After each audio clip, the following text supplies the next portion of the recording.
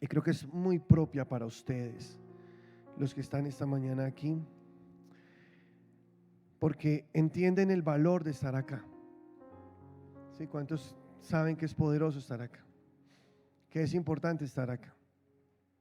Bueno, es una palabra que el Señor me puso. El título es Un día en tu casa. Di conmigo, un día en tu casa. Ese es el título de nuestra palabra hoy. Ahora, ¿por qué?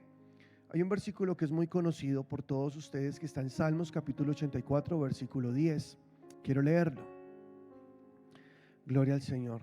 Salmos capítulo 84, versículo 10 dice: porque mejor es un día en tus atrios que 1000 fuera de ellos.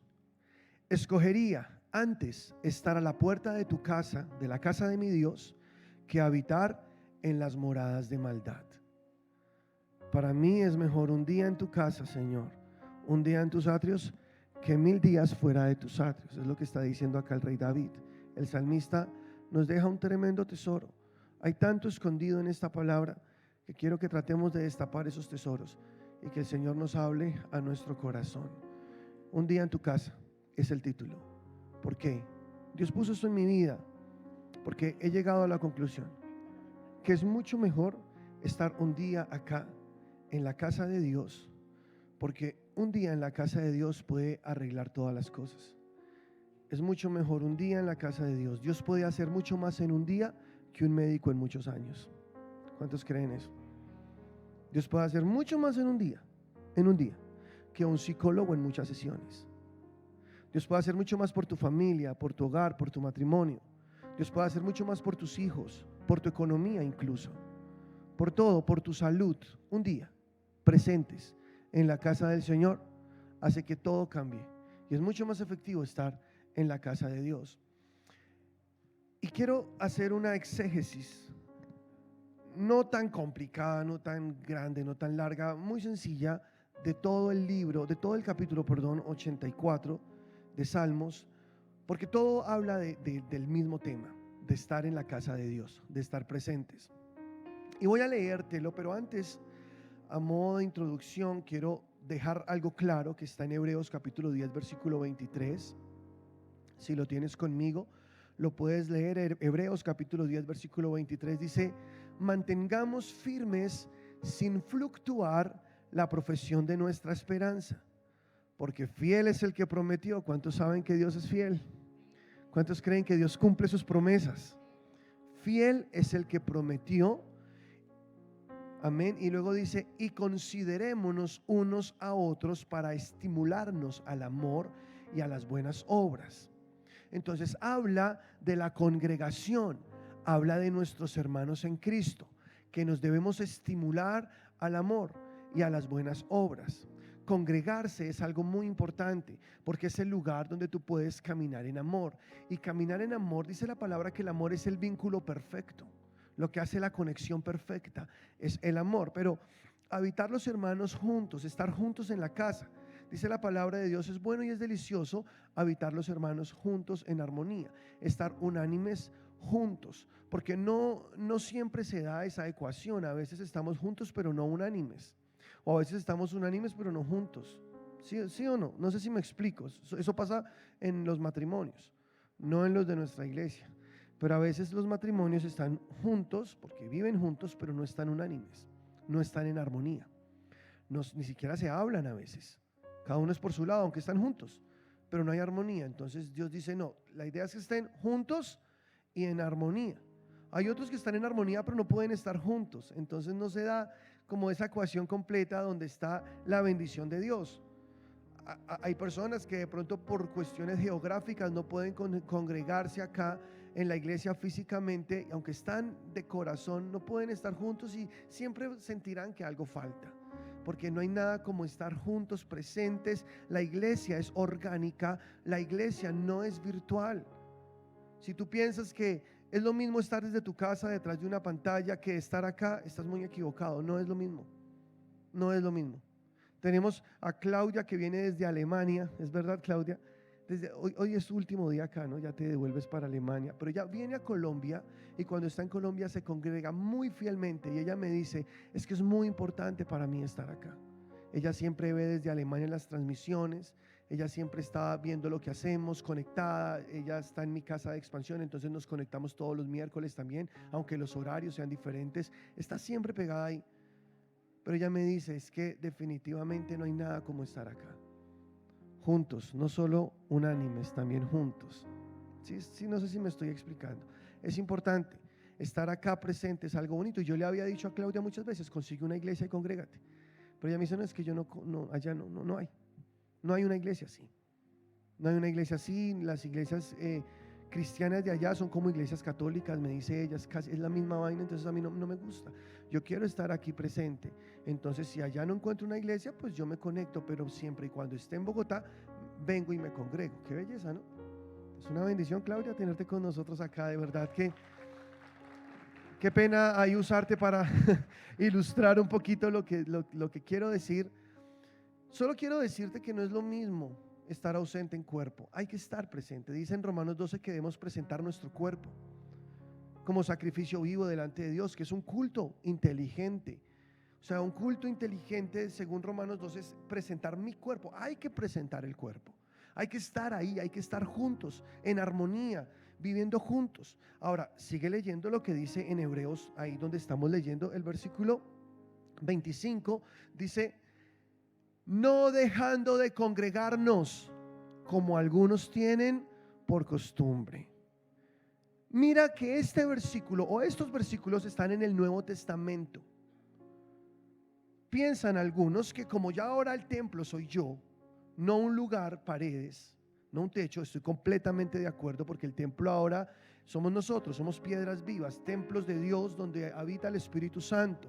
Somos la iglesia de Cristo, somos personas, amén. Pero es una excusa para muchas personas y dicen que no es necesario ir a una iglesia, que no es necesario congregarse, que pueden ser cristianos desde su casa. No es verdad. La congregación de los santos es muy importante y aquí en Hebreos, donde estamos leyendo Nuevo Pacto, Jesús, Dios a través del escritor de Hebreos, suponemos es Pablo, pero no estamos seguros de eso, dice que no debemos dejar de congregarnos como algunos tienen por costumbre. No dejemos de congregarnos. Y mira lo que luego dice, sino exhortándonos y aún más cuando veis que aquel gran día se acerca. ¿Cuál es ese día que se acerca? El día del Señor. Sean sobrios, velen, dice el Señor, porque dice así la palabra, porque el día del Señor vendrá cuando menos lo esperan. Jesús vendrá como ladrón en la noche. Yo no sé el día, yo no sé la hora. Jesús dijo que nadie lo sabe, ni siquiera los ángeles, pero sí sabemos los tiempos. Cuando vean que este gran día se acerca, porque sabemos que ya el día se acerca, las señales están dadas, Jesús ya viene, entonces lo que dice la palabra es no dejes de congregarte y mucho más.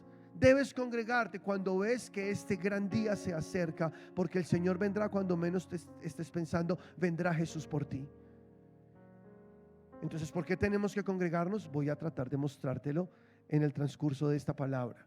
Pero quería, antes de desglosar lo que hay allí en Salmos 84, dejar un fundamento claro desde el Nuevo Testamento, desde nuestra dispensación de gracia, y es que Dios nos llamó a ser una iglesia viva, templos vivos, pero a cohabitar, a vivir en comunidad y no separados. Cuando el lobo ataca a la ovejita que está por fuera del rebaño.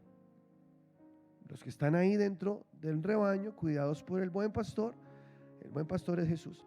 El buen pastor, ellos saben que están a salvo, porque están ahí conectados a un cuerpo, conectados a una iglesia. Pero cuando tú te sales, estás en riesgo.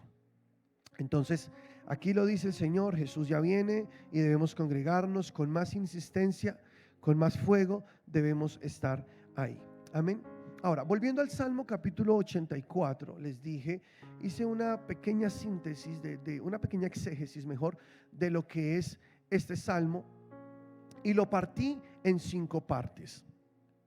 La primera parte es desde el versículo 1 hasta el versículo 4. Si tú estás tomando nota, Ten muy presente lo que vamos a hablar porque seguro te va a servir y te va a edificar muchísimo. Ahora, yo sé que tú podrás encontrar muchas más predicaciones de esto. Fue lo que Dios me dio a mí para ti hoy, ¿ok? Entonces, recíbelo con mucho amor, con mucha humildad. La primera parte es del versículo 1 al versículo 4. La segunda parte será del versículo 5 al versículo 7. La tercera parte será del versículo 8 al versículo 9. La cuarta será el versículo 10. Y la quinta, el versículo 11. ¿Sí estamos? Entonces acompáñenme, esto es poderoso. Primera parte, del 1 al 4. Dice así, voy a leerles Nueva Traducción Viviente.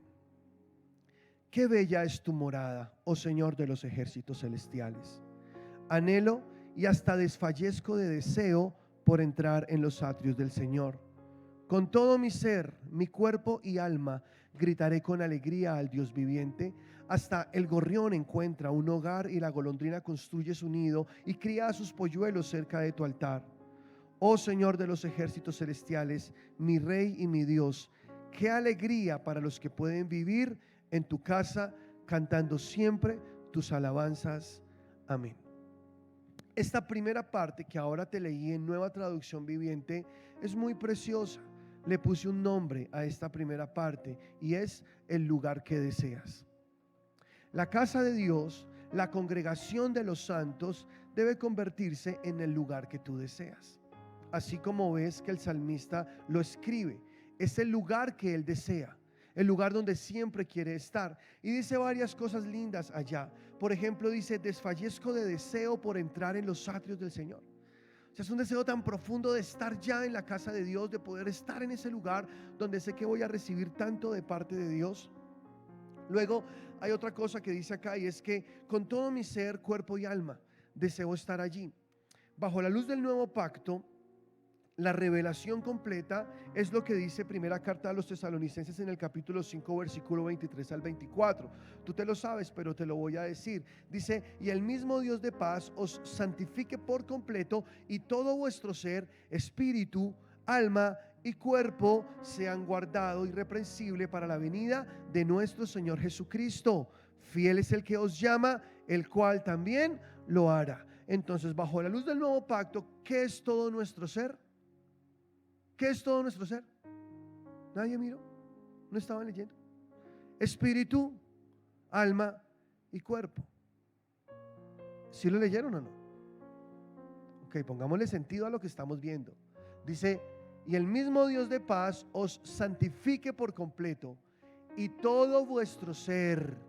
¿Qué es todo mi ser?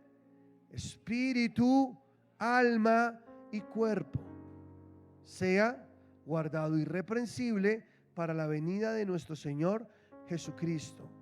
El salmista allí en el capítulo 84 de Salmos, que es el texto que estamos tomando para ver estas verdades, está diciendo que todo mi ser desee estar en tus atrios, que hay un deseo profundo en todo mi ser. Para él es alma y cuerpo. Recuerda, Cristo aún no había venido, aún no se había reconectado el espíritu del hombre con el espíritu de Dios. Había una muerte espiritual, había una separación entre Dios y el hombre. Muerte espiritual es la separación del hombre de Dios. Eso es muerte espiritual. Recuerda, en la Biblia hay tres tipos de muerte. Está la muerte eterna, la muerte espiritual y la muerte física. El mundo estaba separado de Dios. La muerte espiritual es cuando alguien se separa de Dios, y dice la palabra, por cuanto tus pecados hicieron disensión, separación entre Dios y tú. O sea, fue los pecados que cometimos lo que nos separó de Dios. Por eso no existía la luz que tenemos ahora. Ahora sí nuestro ser completico es para Dios, ya no solo alma y cuerpo. Ahora espíritu, alma y cuerpo pueden ser hallados irreprensibles para la venida de nuestro Señor Jesucristo. Gloria a Dios, qué poderoso esto. Tenemos nosotros la dicha de ser personas nacidas de nuevo, es decir, un nuevo espíritu fue puesto en nosotros, el lugar limpio y santo donde vive el Espíritu Santo de Dios, donde habita el Espíritu Santo, desde donde nos transforma de dentro hacia afuera, es su obra en nosotros. Ahora todo nuestro ser desea estar en la casa de Dios, de acuerdo a lo que estamos leyendo acá. Algo también que me gusta mucho de lo que dice aquí el salmista, cuando dice acá, Hasta el gorrión y encuentra hogar, dice acá, tan bonito eso. Y hogar golondrina, dice, donde construye su nido y cría sus polluelos cerca de tu altar. Yo me imagino allí al rey David observando en el lugar donde se reunían, donde estaban buscando a Dios, donde se ofrecían los sacrificios, y miraba cómo el gorrión le gustaba venir a dormir ahí. Y no lo espantaba, le gustaba mirarlo. Y llegaba la golondrina hacia su nido muy cerca ya al altar de Dios, dice el rey, y ahí sacaba sus polluelos. Y si aún ellos les encanta estar acá, ¿no les parece bonito? Yo también quiero que mis polluelos estén en la casa de Dios, que mis hijos sean criados en la casa de Dios, que ellos amen estar en la casa de Dios, y eso se los inculco desde que son pequeños. Desde que están pequeñitos yo les hago su nido en la casa de Dios. Ellos crecen con esta cultura. Hace 8 días hablábamos que esto es una cultura, ¿se acuerdan? Ellos crecen con esa cultura y se vuelven hábitos poderosos que transforman sus vidas para siempre. Que ellos estén acá. Yo tengo una hija de 7 años y a ella le enseñamos que primero está Dios antes de cualquier otra cosa, y que congregarnos es algo muy, pero muy importante, necesario para nuestras vidas. Ahí está el salmista observando y dice, aún el gorrión, aún hacen nido acá en la casa de Dios. Y esto es precioso, ¿no? La golondrina construye su nido y cría sus polluelos cerca al altar. Pero también dice él, gritaré con alegría al Dios viviente, cantando sus alabanzas. Eso es bonito, estar acá en la casa de Dios, cantar. Mira cómo lo expresa, gritaré con alegría. A mí no me gustan los cultos apagados, donde la gente está ahí mirando. Aleluya, sí, gloria a Dios. Están leyendo las canciones y eres Dios eterno, y están como, no están metidos, no están conectados en esto. Dice acá que gritan con alabanza, gritan con alegría. Ay, pastor, pero Dios no es sordo. No hay necesidad de hacer toda esa bulla, no hay necesidad de poner esos músicos ahí, no hay necesidad de todo esto. Cuando a mí me dicen eso, yo les respondo, Dios no es sordo, pero tampoco es nervioso, entonces tranquilo, haz la bulla que quieras, exaltemos al Señor. En la Biblia, desde el principio a fin, yo encuentro que a Dios le gustan cuando el pueblo de Dios se une y alaba a Dios con voz fuerte, con alegría, con alabanzas al Señor. A Él le gusta eso, porque es una forma de demostrar que estamos felices acá en estas reuniones de avivamiento, de pentecostales. Cuando hablamos de pentecostales no me refiero a un título de una denominación, una religión. Cuando hablamos de pentecostales es porque creemos en el Pentecostés, en el derramamiento del Espíritu Santo sobre nosotros, donde el Espíritu Santo toma el control de nuestras vidas y nos hace hacer cosas locas, adorarlo, exaltarlo, cantar, gritar, saltar, lo que sea. ¿Tú sabías que hoy en el mundo lo que más convoca gente son las reuniones pentecostales? Ni siquiera el mundial de fútbol. De verdad. El mundial de fútbol reúne personas y llena estadios de 100,000 personas. Y todos, wow, y hay gente conectada y todo. Hoy en África, hay reuniones pentecostales de iglesias avivadas en el Señor que reúnen 3 y 4 millones de personas al mismo tiempo. ¿Tú sabías eso? Se construyó un auditorio de 6 kilómetros de largo por 3 de ancho, con techo, para albergar a 2,5 millones de personas en ese lugar. Y hay videos en internet, tú puedes buscarlo, donde hay tarimas en diferentes lugares y extensiones de sonido sobre todo el lugar, y se reúnen millones de personas a exaltar el nombre de Dios. Y hay una tarima principal desde donde se predica la palabra, y luego en esas tarimas alternas, cuando se hace el llamado de salvación, la gente corre a esa tarima más cercana que tiene a entregarle su vida a Cristo. Los enfermos son sanos, los paralíticos se levantan de las sillas de ruedas, hay muertos resucitados en estas reuniones. Eso está pasando en el mundo de hoy, donde se celebra a Dios con júbilo, con alegría. Es donde más se derrama el Espíritu Santo de Dios. Eso está pasando. Pero eso no sale por noticias. Yo sé, pero es la verdad. Hoy lo que más convoca gente en el mundo se llama el Espíritu Santo. Aleluya. No es fútbol, no es Messi. Créeme que no, es el Espíritu Santo de Dios. Un día en tu casa, Señor, para mí es mucho más importante que estar afuera. 1000 días fuera. Qué bendición, ¿no? Eso está pasando. y la gente corre a ser sana. Y menos mal las pusieron esas tarimas, o si no tendrían que tener un muy buen estado físico para correr 6 kilómetros y llegar hasta la tarima principal. Vi cruzadas de Reinhard Bonnke. No sé si tú alguna vez leíste de él, escuchaste de él, donde reunía 2-3 millones de personas en un mismo lugar. Hay un libro que se llama Evangelismo con Fuego, no sé si está acá en la librería. Es poderosísimo, escrito por Reinhard Bonnke. Y hay fotos allí, y esas son viejas porque después hizo cruzadas mucho más grandes, donde son miles y miles, millones de personas en un solo lugar recibiendo a Cristo en su corazón. Un helicóptero sobrevolando toda la zona, y pasaba y pasaba y pasaba y no terminaba. Eso es lo que está pasando en el mundo hoy. Y cuando venimos a la casa de Dios, lo hacemos con júbilo, con alegría, damos gritos de alabanza, como dice aquí el salmista. Amo estar en la casa, deseo llegar allá para enloquecerme. Deseo llegar allá para dejar de ser yo y que sea el Espíritu Santo en mí, para botar todo lo que tengo dentro, para estar con Él, para exaltarlo con todo mi corazón. Aleluya. Y otra cosa que dice acá, terminando este primer punto, dice aquí la palabra del Señor. Dice: qué alegría para los que pueden vivir en tu casa cantando siempre alabanzas. Tú sabes que los que viven ahí en la casa de Dios son las personas más felices que existen. Congregarte te da una felicidad, un gozo, más bien digámosle gozo. Porque hay alegrías en este mundo, pero no son alegrías duraderas. Tú compartes con tus amigos un buen tiempo y te alegras. Una vez se van, quedas triste. ¿Sí o no? Bueno, no ustedes, porque son hijos de Dios y aman estar en la casa de Dios. Pero normalmente al mundo le pasa eso. Hacen un plan chévere, juegan el deporte que les gusta, el paseo que querían, y la pasan chévere, se ríen, pero luego regresan y el vacío y el dolor está ahí. Con Dios no pasa eso. Porque con Dios hay un gozo interno en el corazón, una paz y una alegría. Puedes estar pasando dificultades, pero tu gozo está ahí. Tu paz está ahí, porque un hijo de Dios, su alegría no depende de las circunstancias, ya que su alegría es un estado del corazón.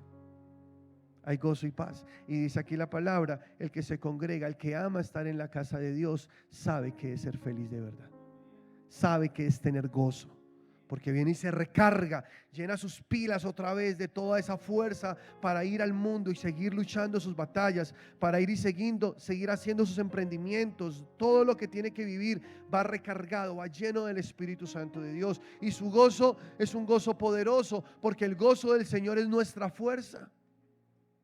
El gozo del Señor es mi fortaleza, dice el versículo. Entonces tú eres fuerte cuando estás gozoso. Si no estás gozoso, estás débil.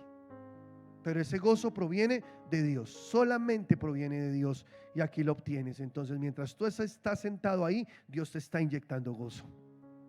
Qué belleza, ¿no?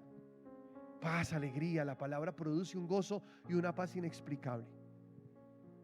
Un gozo que solo lo entendemos nosotros, los que tenemos al Espíritu Santo ardiendo en nuestro corazón. ¿Cuántos están felices? ¿Sí creen en ese gozo? Aleluya. Número 2. Versículo 5, gloria a Dios. Versículos 5 al 7 es nuestro segundo punto.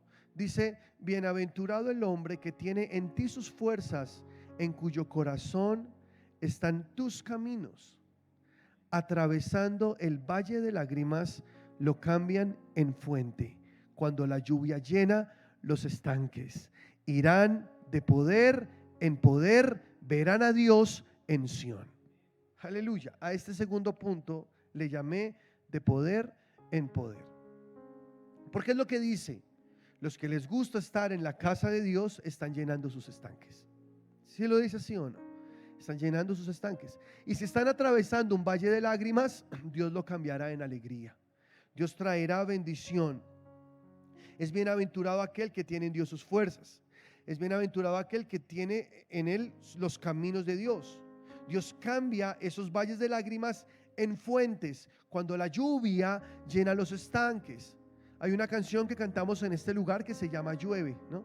Entonces, llueve, y le decimos a Dios: llueve sobre mí, porque cuando el Espíritu Santo se derrama es como lluvia. Y hay una parte de ti que es el Espíritu, no tu alma, no tu cuerpo, el Espíritu, que es infinito. Es un abismo. ¿Tú sabías que tú tienes un abismo dentro de ti? Es un abismo, es profundo, muy profundo. No está limitado por el espacio ni por la materia, porque pertenece a la eternidad, es tu espíritu. Y si el endemoniado gadareno tenía 6.300 demonios viviendo dentro, porque el espíritu del hombre es algo que es incalculable, entonces tú puedes tener mucho del Espíritu Santo de Dios también. Es un abismo que tienes dentro. Dice el Salmo: un abismo clama a otro abismo a la voz de tus cascadas. ¿Cuántos han leído esa parte? Es precioso, es maravilloso, porque es tu abismo clamando al Espíritu Santo, otro abismo muy profundo, para que se derramen las cascadas, para que se derramen esos ríos, para que se llenen tus estanques. Cuando tú vienes a congregarte, tus estanques se están llenando de esa provisión, de esa agua pura, de esa agua viva. Es por eso que aunque estés en medio del valle de lágrimas, más difícil, más doloroso, Dios lo cambiará en muchas bendiciones e irás de poder en poder y verás a Dios en Sión. De poder en poder, esos somos los hijos de Dios. Más problemas, más poder. Más dificultades, más poder. Mi fe crece. Se me levantó el mundo, más poder. Soy más que vencedor en Cristo Jesús, porque yo tengo donde me recargo, donde se llenan mis estanques. Yo me congrego, yo voy a mi iglesia, yo hago que se derrame la gloria de Dios en mi corazón. Mi abismo está clamando y el Espíritu Santo lo está llenando. Aleluya. Y hay poder de Dios. Entonces vamos de poder en poder. ¿Cuántos se alegran por eso? Es una bendición estar acá presentes, porque vienen las cosas sobrenaturales de Dios. Dice Salmos capítulo 63, versículo 2 al 5. Te lo voy a leer, Nueva Traducción Viviente. Te he visto en tu santuario y he contemplado tu poder y tu gloria. Presta atención. Te he visto en tu santuario. Te he visto. Te he visto en tu santuario, pero yo nunca he visto a Dios. Pero has visto su gloria. ¿Sí o no? ¿Te ha pasado que tú vienes, te presentas, estás en el servicio, está la predicación o la alabanza, el tiempo que sea, ahí tú estás concentrado, estás metido en tu espíritu con Dios y comienza a pasar algo dentro de ti? Y tú lo sabes, porque algo se mueve acá.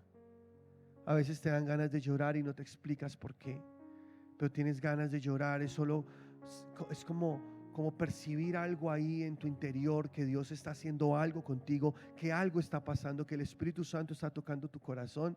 ¿Te ha pasado o no te ha pasado? Eso lo llamamos la gloria de Dios. No nosotros, la palabra lo expresa así. ¿Qué es la gloria de Dios? Te lo he repetido muchas veces, pero jamás sobrará. ¿Dios es omnipresente? ¿Sí o no? O sea, Él está en todo lugar, pero no en todo lugar se manifiesta.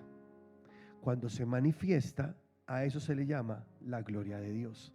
Cuando Él muestra su bondad, cuando Él muestra su favor, cuando hace un milagro para ti, cuando te da algo que tú estabas pidiendo o a veces ni estabas esperando, pero te llega y tú dices: es Dios, Dios lo hizo. La gloria de Dios se derrama, y en la congregación es cuando pasan esas cosas. O sea, tú estás acá presente y Dios está haciendo milagros contigo. Cosas grandes están pasando, porque dice la palabra así. Y tú has visto a Dios en el santuario, lo has visto en acción, has visto lo que Él hace. Un día Moisés le pidió a Dios que lo dejara ver su gloria. Y Dios dijo: listo, voy a pasar delante de ti, tú estarás en la hendidura de esa peña, yo pasaré, pero te taparé tu rostro, porque no puedes ver mi rostro. Le decía a él: me verás de espaldas y verás mi gloria. Y así lo hizo Dios, pasó. Y entonces Moisés no soportó ese momento tan impresionante que estaba viviendo y él tuvo que botarse al piso. Dios estaba ahí presente. A Dios nadie le vio jamás, dijo Jesús.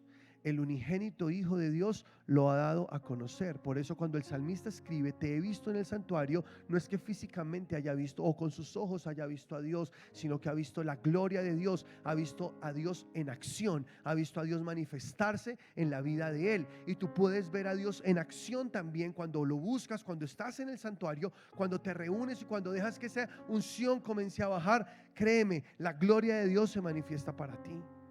Y cosas grandes están ocurriendo. Y como te lo dije al principio, Dios puede hacer mucho más en un día que un médico en muchos años. Dios en un día en tu casa, un día en tus atrios, Señor, un día. Dios puede transformar tu matrimonio en un día. Dios puede sanar a tu hijo en un día. ¿Lo crees o no? Dios puede hacer lo que sea. Dios puede regresar a esos hijos que ya no te quieren, que están heridos por tus errores, que ya no quieren hablar contigo. Dios puede hacer un milagro y puede atraer el corazón de ellos al tuyo, porque Él prometió que hará regresar el corazón de los hijos a los padres. Él lo puede hacer en un día. Un día en su casa puede significar para ti muchos milagros y puedes obtener de Dios mucho. Un día en la casa de Dios, que estar por allá desgastándote en tus fuerzas humanas tratando de conseguir lo que quieres. Económicamente también, un día en su casa es mucho más benéfico que 1000 años trabajando afuera. Acá tú estás, tienes peticiones, tienes oraciones, preséntalas delante de Dios. En un día Dios puede hacer que vengan muchas bendiciones sobre ti. Nosotros lo hemos visto con mi esposa. Dios es tan bueno, en un negocio podemos ganar lo que nos tocaría trabajar un año completo. Eso hace Dios. Créanme, eso hace Dios. Dios puede hacer que llegue esa casa que estás pidiendo en cuestión de nada. Y tú dices, uy, pero ¿cómo? Un día en la casa de Dios provocó que eso pasara. Pero ese carro que estoy buscando también, lo que sea, porque lo material, yo sé, es un plano segundo. No obstante, Dios quiere que tú seas bendecido. No para que ames las cosas que Él te da, para que las uses. Pero cuando tú estás bendecido, tú eres un buen testimonio también a otros. Por eso Él quiere que tú lo hagas. Y Él tiene una cantidad de tesoros cada vez que tú vienes a congregarte. Tú te sientas con un corazón abierto. Esos tesoros están abiertos para ti, tanto espirituales como materiales. Simplemente debes recibirlos. Un día en la casa de Dios puede traerte muchas más bendiciones, muchas más cosas. Luego en todo lo que tú estás haciendo. Aleluya. ¿No te alegras por eso? Un día en la casa de Dios. Un día en la casa de Dios te puede estar librando de muchos peligros, de muchos males que puedan venir durante el tiempo que estás en tus cosas. Un día en la casa de Dios te puede estar librando de enfermedades, de virus, de cosas. Yo recuerdo en la pandemia cuando nos congregábamos y todo el mundo estaba muy asustado. Y ustedes, ¿por qué se congregan? Me decían, ustedes están desobedeciendo la ley. La ley dice que no pueden haber aglomeraciones de personas. Y sí, yo era el que lideraba eso, lo reconozco, estuve dispuesto a lo que fuera. Y le dije un día a los que estaban en el equipo, este domingo voy a la iglesia a congregarme. Si alguien quiere ir a congregarse, allá lo espero, pero bajo su responsabilidad. Ese día llegaron 20 personas a la iglesia. Todos escondiéndonos que no nos viera la policía. Teníamos cámaras allá en la 42 y mirando, pilas entren, están golpeando, sí, y así nos tocaba. Y nos poníamos un campanero allá en la esquina, porque estábamos en todo el cruce de Transmilenio y entonces él tenía que esperar, todavía no entren, esperen, ahora sí entran. Y así nos tocaba, nos reuníamos. El segundo servicio fueron 40 personas. Y la iglesia comenzó a crecer a puerta cerrada y teníamos días de avivamiento en ese lugar, de poder, la gloria de Dios se derramaba. Y me llamaban incluso pastores y me decían, ¿qué te pasa? ¿Tú por qué estás haciendo eso? Te pueden meter a la cárcel. Y yo, a mí no me importa. Pero la Biblia dice que tenemos que someternos a las autoridades, que tenemos que hacer lo que las autoridades nos digan. Y yo les decía, es verdad, pero siempre y cuando ellas no se opongan a lo que la palabra de Dios dice. Porque Juan y Pedro, cuando estaban allá en el consejo, cuando iban a ser latigados por haber sanado ese cojo, y les dijeron, les hemos prohibido rotundamente que sigan predicando de Dios allá afuera. Y las autoridades gubernamentales eran quienes les estaban diciendo que no hicieran eso. Y Juan y Pedro respondió con autoridad, juzguen ustedes, es necesario obedecer a Dios antes que a los hombres. Yo obedezco las leyes siempre y cuando ellas no se opongan a lo que Dios dice. Si se oponen, chao ley, y me concentro en lo que Dios me diga. Es lo que dice la palabra. Sí, yo sé, suena rebelde, suena lo que sea, pero somos los que trastornamos el mundo. Y el reino de los cielos sufre violencia y solamente los violentos lo arrebatan. Nos congregábamos, la iglesia crecía, la gente era sana, llegaban personas con COVID, eran sanas, y en nuestra iglesia nos congregábamos muchos, ni una sola persona se murió de COVID, ni una sola persona estuvo en cuidados intensivos. Yo me encontré con un pastor por allá en un pueblito donde mi papá tiene su casa, en Paratebueno. Y el pastor, estábamos hablando con él y él tenía allá en la iglesia letreros, ya se estaba activando el tema un poquito y era todo con distanciamiento y todo lejos y con tapabocas. Y yo llegué sin tapabocas y en bicicleta. Él me dijo, ¿qué le pasa? Usted es muy irresponsable, me decía. Y yo, ¿pero por qué? Yo confío en Dios, Dios es mi sanador. El evangelio es poder, ¿o no? Jesús dijo, pondrás tus manos sobre los enfermos y ellos sanarán. Él no dijo, si pones tus manos sobre los enfermos se te puede pasar la enfermedad, no. Tú sanas. En ti está el poder, eso es lo que dice la palabra. Yo no tengo miedo de eso. Él me dijo, pero no te das cuenta, en la iglesia del pastor tal se murieron 50, en la iglesia del otro pastor se murieron 30, en la iglesia de este se murieron tantos, en la de nosotros se murieron tantos, y tú congregándote y haciendo cultos. Y yo le pregunté, ¿y en esas iglesias que me acabas de nombrar, ellos se congregaban? No, claro que no. Pues por eso se murieron, le dije. Por eso se murieron. Nosotros nos congregamos todo este tiempo de pandemia y ni una sola persona se ha muerto. ¿Saben por qué? Porque la congregación de los santos es un lugar seguro para el que está ahí. Es lo que dice el Señor en su palabra. Llámame rebelde, dime lo que quieras, pero que nunca digas que soy una persona que no se apasiona por Dios. Que le creo, que lo que dice su palabra es verdad y que cuando pongo mis manos en un enfermo, ese enfermo tiene que sanar. Aleluya. Entré a casas donde había COVID-19, en plena pandemia, donde las calles parecían un escenario apocalíptico.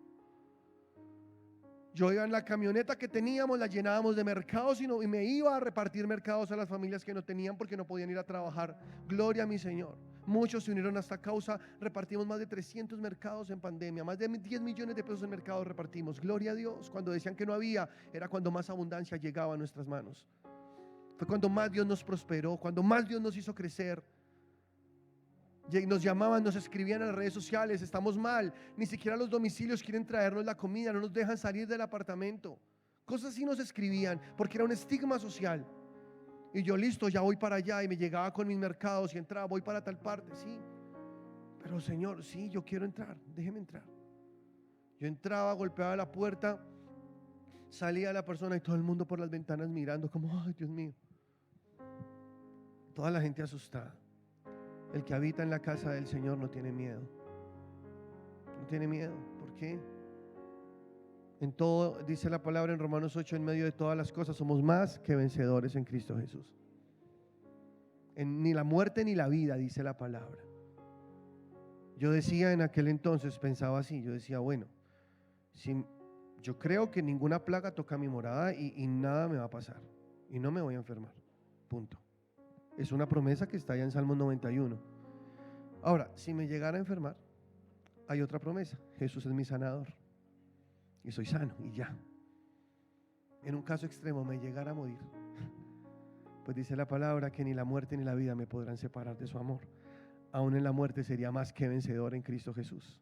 Entonces, ¿por qué tener miedo? ¿Sí o no? Pues yo no sé si tú lo crees, pero pues yo sí, esto me emociona mucho. Porque es el poder que nos respalda, es Dios en nosotros. Yo me acuerdo que llegué una vez a una casa en un barrio por allá en Bosa. Toda la familia estaba enferma. El papá de esa familia estaba en la UCI, cuidados intensivos, estaba muriéndose y todos tenían COVID, todos en esa casa. Y yo llegué, golpeé a la puerta, era un barrio normal y la gente por las ventanas asomándose como, ay, Dios mío. Y salió la señora así a recibirme el mercado, así como con la mano, y yo le dije, ¿me dejas entrar? Ya, pero todos tenemos COVID. Yo le dije, por eso, déjame entrar. Entré a esa casa. Y sí, tenía el tapabocas y todo, pues sí. La fe no pelea con la prudencia, ¿no? Está bien, obviamente. Tampoco es que vaya, métase a la boca del enemigo. Ahora, todo lo que yo hacía es porque el Espíritu Santo me dirigía a hacerlo, ¿no? Tampoco es uno ser un irresponsable y un imprudente, pero yo estaba con Dios en eso. Y Dios estaba conmigo, que es lo más importante. Y yo entraba y entré a esa casa. oré por todos, les prediqué la palabra, toda esa familia recibió a Cristo. Ya me iba a ir y me dijeron, ¿quiere tomarse un chocolate con pan? Y yo, bueno, me quité mi tapabocas y me tomé un chocolate con pan con ellos. Gracias, les dije. Qué rico estar acá, bendiciones. De esa familia ninguno se murió. Y el papá, que estaba en los cuidados intensivos, regresó sano a su casa.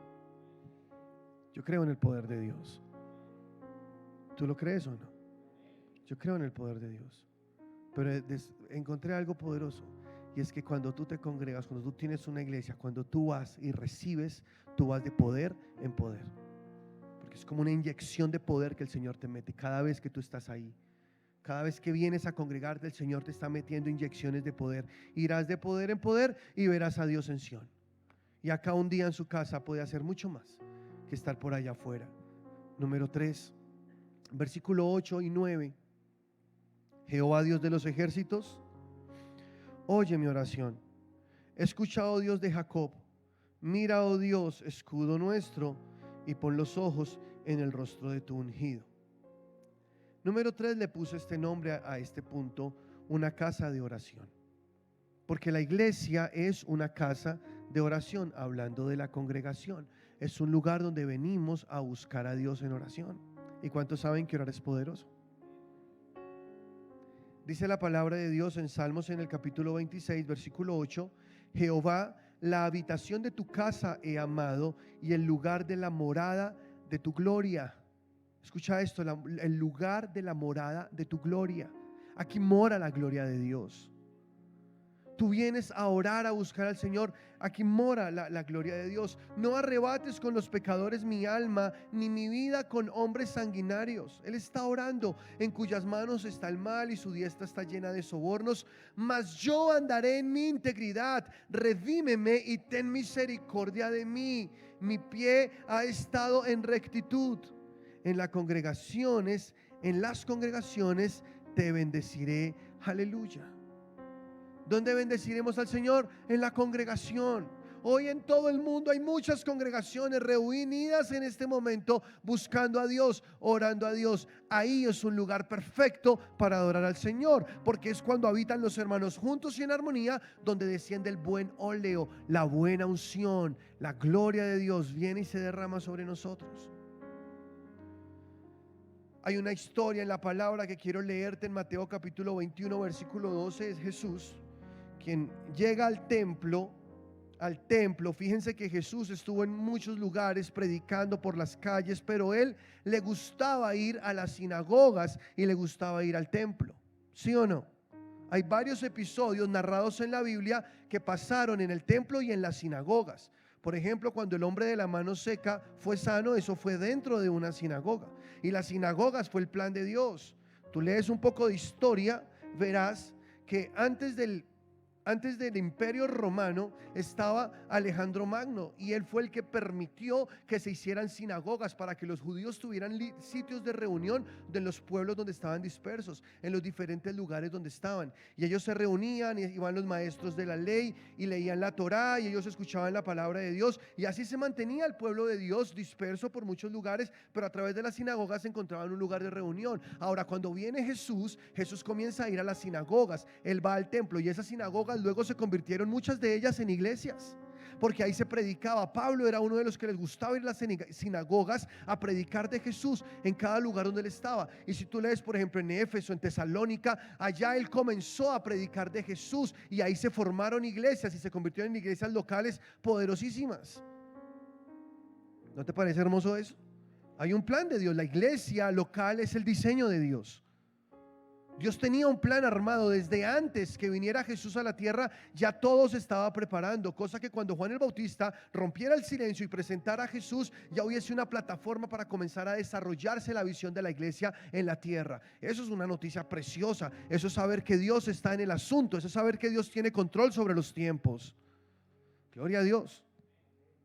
¿No se emocionan? Yo sí me emociono mucho con eso, porque es Dios lo que está haciendo. Entró Jesús en el templo de Dios, lee conmigo, y echó fuera a los que vendían y compraban en el templo, y volcó las mesas de los cambistas y las sillas de los que vendían palomas y les dijo: escrito está, mi casa, casa de oración será llamada, mas vosotros la habéis hecho cueva de ladrones. Y vinieron a él en el templo ciegos y cojos. Mira esto tan lindo. ¿Y qué hizo Jesús? Los sanó. Él se molestó mucho porque habían cambistas en el lugar. Habían convertido la casa de Dios. Él dijo: la casa de Dios, la casa de mi Padre, casa de oración será llamada. Esto es una casa de oración. Pero cuando llegó al lugar, habían convertido esa casa de oración en un mercado. Los mercaderes de la fe estaban allí. Habían hecho de las personas un negocio. Habían hecho del sistema de culto, de adoración, de sacrificio, un negocio. Y vendían las palomas, los becerros, vendían todos los animales allí para el sacrificio. Y era un negocio. Y Jesús se molestó tanto que comenzó a volcar las mesas, sacó un rejo y comenzó a darle a todo el mundo. Y todos se asombraban. Llegaron ciegos, llegaron enfermos. Y Jesús comenzó a sanarlos. O sea, era la gloria de Dios ahí. Jesús estaba poniendo en orden la casa. Pero mira lo que dice el versículo. Pero los principales sacerdotes y los escribas, viendo las maravillas que hacía. ¿Ustedes creen que es maravilloso eso o no?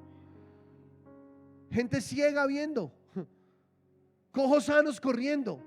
Esas son las maravillas de Dios. Pero ellos se molestaron. Y vieron, aparte de eso, que los muchachos aclamaban en el templo y decían: Hosana al Hijo de David. Qué lindo esto, porque habían unos niños allí. Y cuando Jesús estaba en todo su acto, volcando mesas, y los enfermos llegaban y Jesús los iba sanando, yo no sé, esa escena tuvo que ser una cosa muy impactante. Habían niños que estaban parados observando todo lo que ocurría, y ellos decían: Hosana al Hijo de David. Hermoso. Hosana al Hijo de David. O sea, este es el Hijo de David.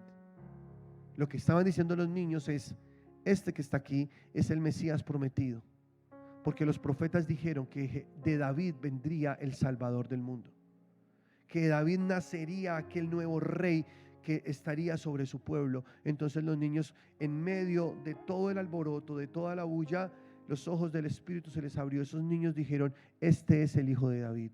Hosana. Uf, qué precioso, ¿no?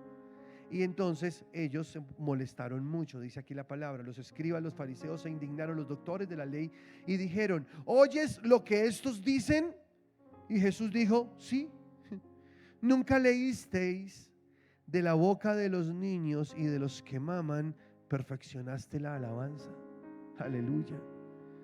O sea, Jesús dice: estos niños saben, estos niños están adorándome. Los que perfeccionan la alabanza son los niños, son los que maman, los que pueden ver lo que está pasando en el mundo espiritual. Ellos estaban muy molestos porque Jesús permitía que le dijeran que él era el Hijo de David, pero Jesús era el Hijo de David.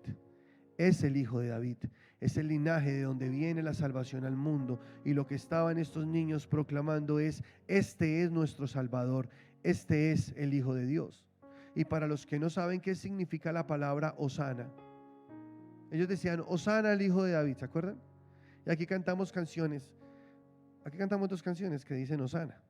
Hosana al Rey de salvación, Hosana al Dios altísimo. Hosana, cuando tú lo cantas, estás diciendo algo muy poderoso, demasiado poderoso. Te lo voy a explicar. Hosana en la Biblia se utiliza solo en sentido de ayuda, socorro o salvación. Cuando alguien decía Hosana, estaba diciendo salva, salva. Estaba pidiendo salvación, pidiendo socorro. O sea, lo que los niños decían Hosana al Hijo de David, era diciendo así: el Salvador ha llegado. Aleluya, poderoso, ¿no? El Salvador, el Hijo de David, ha llegado. Perdón.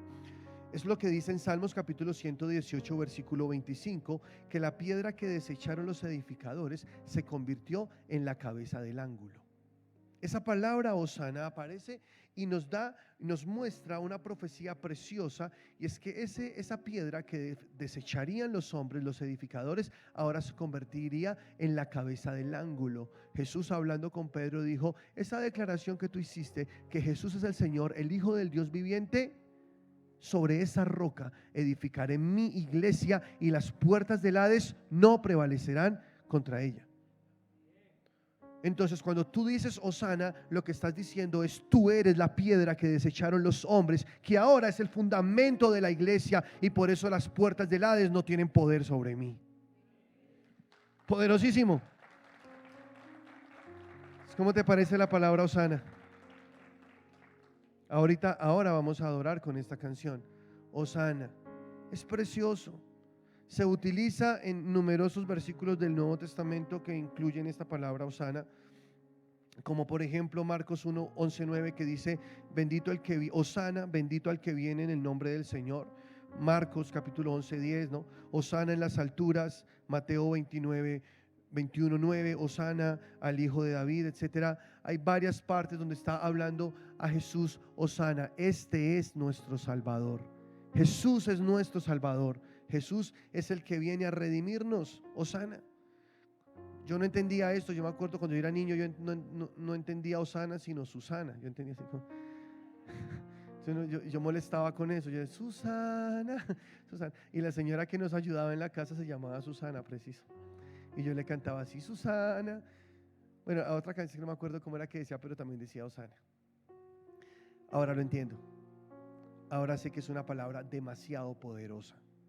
Cuando desde este momento en adelante que cantemos estas canciones que contienen la palabra Hosana, ya sabes, estás declarando: Jesús es mi Salvador, Jesús es mi roca, estoy puesto sobre esta roca. Satanás, sus demonios, el infierno, las puertas del Hades no tienen poder sobre mi vida, porque Jesús es mi Salvador. Aleluya, poderoso.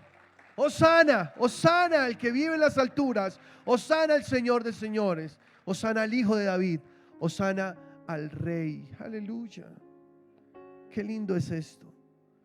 Esta es una casa de oración donde proclamamos a Jesús y decimos Hosana. Número 4, versículo 10. Quiero que lo leas conmigo. Dice así: aleluya. Porque mejor es un día en tus atrios que 1000 fuera de ellos. Escogería antes estar a la puerta de la casa de mi Dios que habitar en las moradas de maldad, que fue el versículo inicial. Y le puse un nombre a este punto, número 4, y es: ocúpate en las cosas de Dios. Involúcrate, métete en esto. No seas solo un feligrés que viene, se sienta y se va. Si así lo haces, igual estás bien, estás recibiendo, te estás recargando. Pero hay algo más para ti. Hay bendiciones extras para ti. Hay cosas grandes para ti. Y puedes venir para llenarte de esa presencia preciosa. Quiero mostrarte otra historia de Jesús. Lucas capítulo 2, versículo 46. Jesús era apenas un niño, 12 años tenía. En la Biblia no hay tanto acerca de los primeros 30 años de vida de Jesús. Se habla de su nacimiento y luego, después de los 30 años, ya en los evangelios narran todo lo que fue su ministerio. Pero entre esos 30 años solo hay una historia, y es la que vamos a leer. Solo una parte en la Biblia, y habla de cuando Jesús tenía 12 años. ¿La quieres leer conmigo? Dice así: y aconteció que 3 días después le hallaron en el templo. A ver, los contextualizo. Ellos como familia iban al templo para la fiesta. Tenían que caminar mucho para llegar hasta la fiesta. Entonces José, su esposa María y sus hijos, porque tuvieron varios hijos. Jesús, después de Jesús, hubo otros hijos. La Biblia nos nombra a algunos y a hermanas que tuvo María. Entonces, no creas eso que dicen que María fue siempre virgen. A María la respetamos, a María la amamos. Sabemos que es un gran ejemplo, es una mujer de Dios, pero la palabra dice muy claramente que después de que Jesús nació, María tuvo más hijos. ¿Sí sabías? Ahora, algunos tratan de interpretar las escrituras y decir que ellos no eran hermanos, sino primos, y que eran hijos de otros. Pero no, la palabra griega es hermano en sangre, hermano de la casa. Jesús tenía otros hermanos. Entonces las familias viajaban e iban hacia la fiesta. Era la costumbre de todos los judíos para la fiesta estar todos reunidos. Jesús tenía 12 años e iba ahí. Ahora se regresan de la fiesta, van para su casa y se dan cuenta que Jesús no está. Imagínense la belleza de papás. Dejaron botado al chino y no se dieron cuenta. Entonces, cuando van regresando dijeron, ¿y Jesús dónde está? Y comenzaron a buscarlo. Jesús, ¿tú has visto a Jesús? Al primito por ahí, ¿no? Santiago, uno de los hermanos de Jesús, ¿tú viste a Jesús? No, yo no sé. Él estaba allá, pero no lo volví a ver. Judas, venga, pero no Judas Iscariote, sino Judas, el otro hermano de Jesús, el que escribió el libro de Judas, el penúltimo libro de la Biblia, ¿no?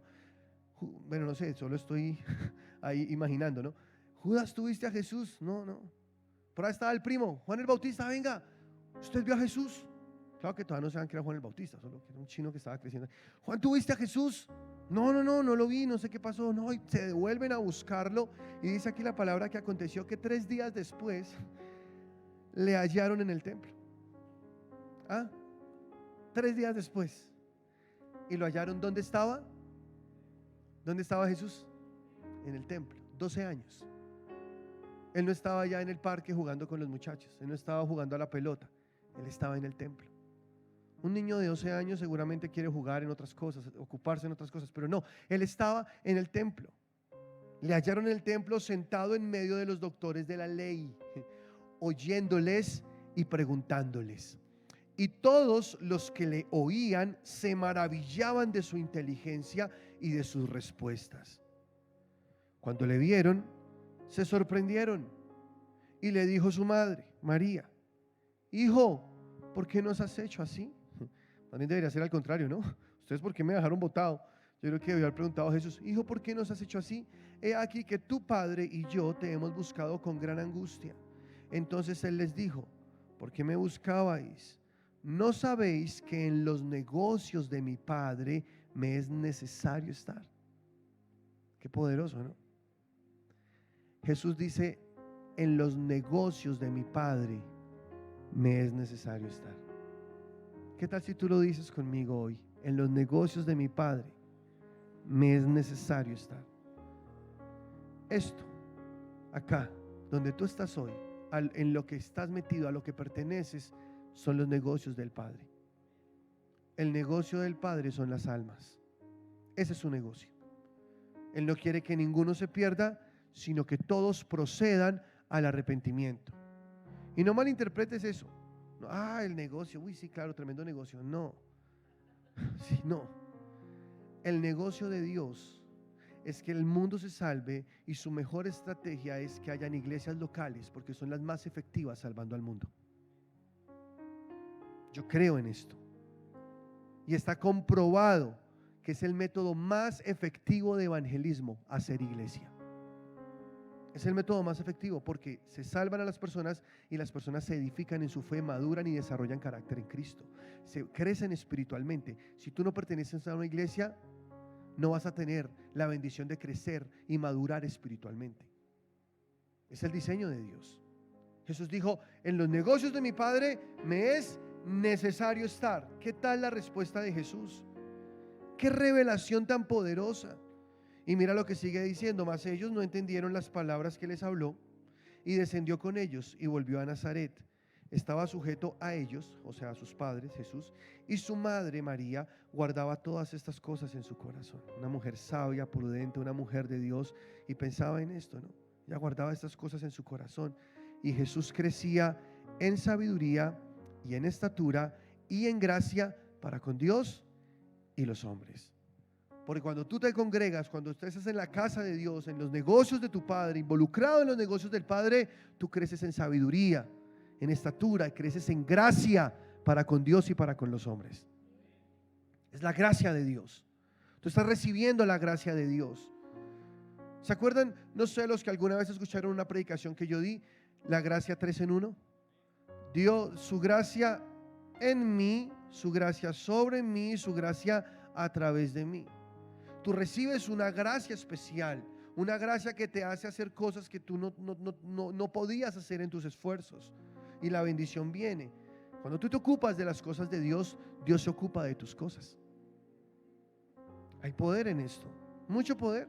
Estos días con mi esposa estábamos vendiendo un carro, negocios que Dios nos deja hacer y nos bendice mucho a través de todo esto. Y yo puse esa camioneta, puse ese carro en las páginas donde se vende. Y nadie me escribía, nadie me llamaba. Entonces yo dije, ¿será que puse muy caro el carro, pero no, está más o menos en el precio comercial. Entonces dejé el anuncio ahí. Y el jueves de la semana pasada, el jueves me llama un señor y me dice: oye, me gusta tu carro, entonces ¿será que tú puedes llevarlo, hacerle un peritaje? Yo te consigno la plata para que lo hagas, y si el carro pasa el peritaje yo te lo compro. Entonces yo le dije: listo. Me consignó la plata, lo llevé al peritaje. Estaba en el peritaje cuando me llamó: vengo de Dos Quebradas, Risaralda, y vengo a comprarte tu carro. ¿Dónde está el carro en el peritaje? Y llegó ahí. Desde Dos Quebradas se vino, resultó ser el personero de Dos Quebradas. Y llegó, se reunió conmigo, miramos el resultado del peritaje, todo ha salido muy bien. Y me dijo: listo, yo te lo compro. Y me lo compró. Ni siquiera me pidió descuento. Y decía: eso es raro, ¿no? Yo había dicho: pido esto para bajarle unos 5 millones más o menos, uno calcula así. Pero él ni siquiera descuento me pidió. Me compró el carro, él pagó el peritaje, pagó ahí para que nos hicieran el traspaso, los documentos, él pagó todo eso. Hicimos papeles de una, se llevó su carro y me dio la mano y me dijo: muchas gracias, me gusta hacer negocios serios. Y me dio la mano y yo le dije: pero dime por qué me lo compraste a mí. O sea, yo dije: ¿por qué me lo compra a mí? Y él me dijo: sabes, estábamos con mi esposa buscando el carro, si queríamos ese, y vimos varios, y hay otros que están más baratos que este, del mismo. Hay uno en tal parte, otro en tal parte, otro en tal parte. ¿Por qué compraron el mío? Y me dice él: no sé, algo pasó. Estábamos con mi esposa y dijimos: uy, este carro nos da buena energía. Yo creo que este carro es. Y la esposa dijo: mi amor, es ese carro. Tenemos que comprar ese carro. Ese es, no sé, siento una buena energía. Y después cuando hablé contigo y te escuché, me dio una muy buena energía, no sé, me dio una confianza. Entonces dije: no, yo voy a Bogotá por ese carro. Y se vino desde Risaralda a comprar el carro. Y yo me despedí, se fue con su carro y yo dije: definitivamente la gracia de Dios está en nosotros. Eso se llama la gracia de Dios a través de nosotros. Dios es bueno. Dios hace ese tipo de cosas. Ahora, no le dimos en la cabeza, no, estaba bien, estaba justo el precio. Sí, tampoco, pero veo a Dios en medio de todas las cosas. Y aprendí eso. Yo me ocupo de tus cosas, tú te ocupas de las mías. Yo me meto en tus negocios, Señor. Me intereso por lo que a ti te interesa. Vivo para ti, me involucro en la casa de Dios. No solamente participo de ir, me involucro, me meto en la visión, hago todo lo que corresponda a lo que deba hacer, Señor. Y sé que tú haces muchas cosas por mí, muchas cosas grandes y generosas que yo jamás podría hacer. Así es Dios con nosotros. Aleluya. ¿Cuántos dan la gloria al Señor? Ese es nuestro Dios. Nos ocupamos en las cosas de Dios. En Romanos capítulo 8 versículo 5 dice: porque los que son de la carne piensan en las cosas de la carne, pero los que son del Espíritu en las cosas del Espíritu, porque el ocuparse de la carne es muerte, pero el ocuparse del Espíritu es vida y paz. ¿En qué te estás ocupando tú? ¿En las cosas de la carne o en las cosas del Espíritu? ¿Estás acá? Estás congregándote, te estás involucrando, estás llenándote, metiéndote en los negocios de tu padre como Jesús a los 12 años, pues te felicito, te estás ocupando en las cosas del Espíritu. Hoy se juega la final del mundial, tú estás aquí. ¿Te interesa esto o no? ¿Sí te interesa o no? Claro que sí, hay vida, el Espíritu Santo de Dios está aquí. Y para terminar, número 5, un lugar seguro. Digan conmigo: un lugar seguro. Estar aquí, congregarse un día en la casa de Dios, es un lugar seguro. El versículo 11 del capítulo 84 de Salmos dice: porque sol y escudo es Jehová Dios, gracia y gloria dará Jehová, no quitará el bien, aleluya, a los que andan en integridad. Jehová de los ejércitos, dichoso el hombre que en él confía. Él no quitará el bien de tu vida. Puede pasar lo que sea en este país, Él no quitará el bien de tu vida. Ocúpate en las cosas de Dios y Dios se encargará de cuidarte, de estar contigo, porque es dichoso todo aquel que confía en Dios. Ocúpate en las cosas de Dios, que hay provisión, hay bendición, hay abundancia, lo tienes todo. Y quiero invitar a los de la alabanza acá mientras leo este salmo precioso, que es el Salmo 27 versículo 1. Este salmo habla de eso, de tú estar acá en los atrios de Dios, en la casa de Dios. Es el lugar más seguro. Yo estaba orándole a Dios y preguntándole, viendo las cosas que están pasando acá, Teníamos en mente hacer unos negocios, pero primero le pedí consejo a mi pastor. Mi pastor me dijo, es cierto que en este mundo las cosas van de mal en peor. Y en nuestro país el panorama es bastante desalentador. Para aquel que quiera emprender, hacer negocio, la cosa va a ser dura, ¿sí? O sea, pues lo que dicen las cifras, lo que dicen los pronósticos, es fuerte. Pero me llevó a la palabra y me mostró cuando en Egipto el pueblo de Dios vivía en Gosén. En Gosén era el lugar donde ellos estaban, y las plagas vinieron sobre Egipto, pero a Gosén no llegaron, porque el pueblo de Dios estaba allá. Y me decía mi pastor, nosotros no somos Egipto, nosotros somos Gosén. Las plagas que vienen sobre Egipto no nos tocan a nosotros. Y yo le creí. Y el Señor me dijo, de todos modos ora. Y yo oré. Y le pregunté a Dios. Y le dije, Señor, ¿dónde invertimos? Y el Señor me dijo, invierte en mi reino, invierte en mi obra. Es el lugar más seguro donde tú puedes poner tu dinero. Eso fue lo que me dijo Dios a mí, ¿no? O sea, no quiere decir que no. Fue lo que Dios me dijo a mí. Y por eso tomamos decisiones radicales con mi esposa. Porque le creemos a Dios. Porque creemos que la obra de Dios, lo que está pasando en el mundo, en este momento, la obra de Dios, la iglesia de Cristo en la tierra, es lo más importante en este momento de la historia. Yo no sé si tú lo valoras así, pero la iglesia es la sal del mundo, la que preserva el mundo. Cuando la iglesia sea sacada de la tierra, viene la destrucción sobre el mundo. Dios no puede destruir el mundo si la iglesia está en la tierra. Él no puede hacerlo, ya que siempre su modo de operar fue sacar a los suyos y así traer el juicio. Y sabemos que viene juicio sobre la tierra. Pero mientras estemos viendo el principio de dolores, porque todo esto que está pasando se llama principio de dolores, no es aún el fin. Jesús dijo, escucharán de guerras, de rumores de guerras, escucharán de hambres, de persecución, escucharán de cómo todos esos sistemas económicos van a comenzar a colapsar y muchas cosas van a comenzar a pasar en el mundo. A muchos de ustedes los meterán a la cárcel por causa de mi nombre y habrán epidemias que vendrán sobre todo el mundo, ya lo estamos viendo. Pero dijo, cuando vean que todas estas cosas pasen, dijo Jesús, no es el fin, es principio de dolores. Pero cuando vean que esto pase, erguíos y levantad vuestra cabeza, porque vuestra redención está cerca. Jesús viene. Todo lo que está pasando en el mundo es un mensaje de Dios para nosotros. La iglesia recibe buenas noticias mientras el mundo recibe malas. Para ti son buenas, es las buenas nuevas de salvación. Cuando veas que todo esto está ocurriendo, es porque tu Redentor ya está a punto de venir por ti, de llevarte y de sacarte de este mundo, y nosotros lo esperamos. Pero mientras pasa, es la iglesia la que se está moviendo a nivel mundial, salvando millones y millones de personas. Por eso hoy día lo más importante en la tierra es la iglesia de Cristo. Ellos nos desprecian, ellos no lo entienden, pero es por nosotros que ellos todavía están vivos, o si no, ya habría juicio sobre la tierra. La iglesia es la sal, y para que la destrucción venga sobre la tierra, la iglesia tiene que salir de la tierra. O sea que este es un lugar seguro para ti. Salmos 27 dice, esto es precioso, escucha: Jehová es mi luz y mi salvación. ¿De quién temeré? Aleluya. Jehová es la fortaleza de mi vida. ¿De quién he de atemorizarme? Cuando se juntaron contra mí los malignos, mis angustiadores y mis enemigos para comer mis carnes, ellos tropezaron y cayeron. Aunque un ejército acampe contra mí, no temerá mi corazón. Aunque contra mí se levante guerra, yo estaré confiado. Una cosa he demandado a Jehová, esta buscaré.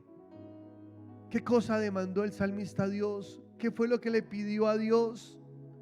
Que esté yo en la casa de Jehová todos los días de mi vida. ¿Para qué? Para contemplar la hermosura de Jehová. Porque cuando tú vienes acá, tú contemplas la hermosura de Dios. Es aquí donde tú te enamoras de Dios. Cuando escuchas su palabra, cuando lo conoces, comienzas a enamorarte de Dios. Ese es el Dios que yo quiero.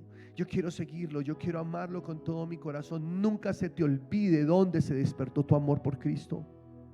Fue en el lugar donde Dios te plantó. Jamás olvides que tu corazón comenzó a arder cuando en una silla escuchabas la palabra de Dios, y eso se encendió y tú comenzaste a buscarlo como nunca antes lo hacías. Se despertó una pasión por Cristo. Jamás desprecies el lugar donde Dios te enamoró, porque ese lugar donde te seguirá enamorando es donde tú puedes contemplar la hermosura de Dios. Sé inteligente, sé sabio. Fue donde te enamoraste y es donde te mantienes enamorado de Dios. Si te alejas, verás cómo eso comienza a apagarse. Tú necesitas estar pegado a esa luz, a esa salvación. ¿De qué temeré? Una cosa le he mandado a Jehová, esta buscaré, que esté en la casa de Jehová todos los días de mi vida, para contemplar la hermosura de Jehová y para inquirir en su templo. Inquirir es servir, y servir en su templo. Porque Él, escucha, porque Él me esconderá en su tabernáculo en el día del mal. Aleluya, ¿cuántos lo creen?